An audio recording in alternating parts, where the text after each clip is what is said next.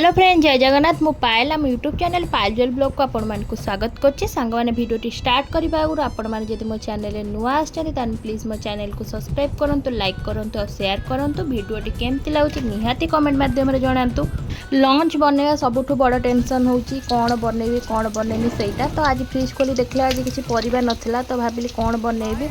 तब देखला बहुत सारा पियाज था, तो भाविली पियाजी तरकारी आज बनैबी। तो पियाज तरकारी बनाऊँगी, भाविली आपण सहित रेसिपीटा सेयार करदेवी। चलतु मुझे केमती पियाजी तरकारी बनैली आपण सहित रेसिपीटा सेयार कर।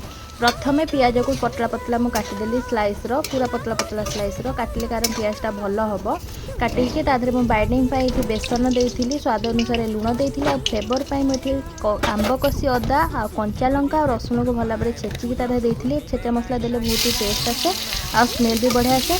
तापर मो निज हिसाब से मुझे छोट छोट सेप देती, तरकारी खाया भल लगे। आपन चाहिए आपन हिसाब से सेप देवे।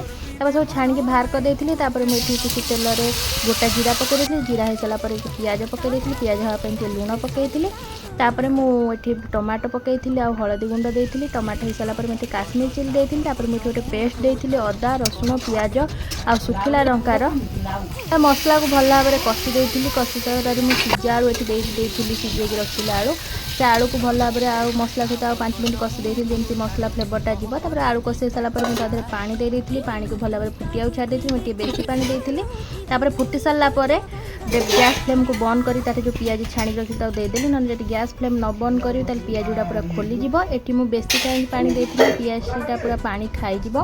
तापर 5 मिनट पर देखिपे मोर बरार सेपटा डबल हो जाइए। देखा जाऊला बहुत टेस्टी आ लगुला बहुत टेस्टी। आपण मैंने निहाती थे ट्राए करें, कमेंट माध्यम।